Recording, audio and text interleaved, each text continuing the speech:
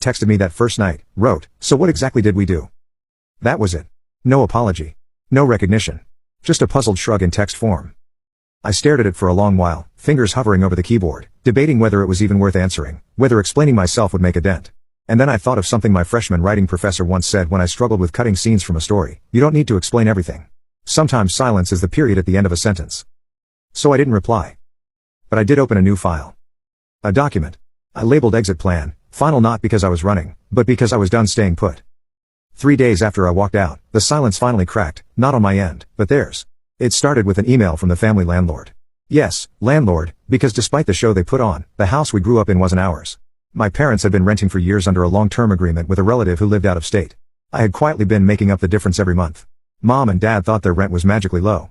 No, it was subsidized by me, ever since I found a copy of the overdue notice in our junk drawer 2 years ago. That email now said, "Payment not received. Contract at risk of default. Please respond immediately." That was the first domino. And when it tipped, everything else followed. Lucas, for all his attitude and ego, still used my Spotify Premium. Suddenly, he couldn't play his gym playlists. My dad's credit card, which had been magically improving since I began paying it off bit by bit, got declined. And Mom ran into the biggest wall. She called her stylist and got told her appointment was canceled due to non-payment of the subscription plan they'd signed her up for, through my account. The messages that followed turned from confusion to rage. "Adrian, what is going on? Why are you doing this? Call me now. You think this is funny? You're being cruel." I wasn't laughing.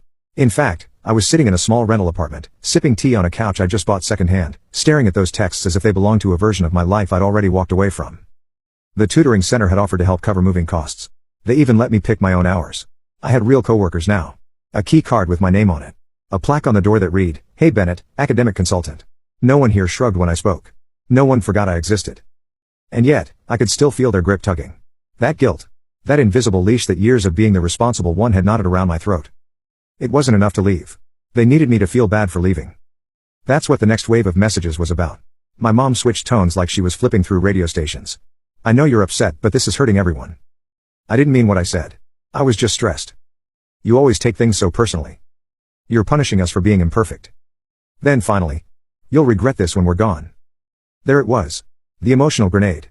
She didn't know how to say sorry, so she reached for fear instead. But I didn't bite.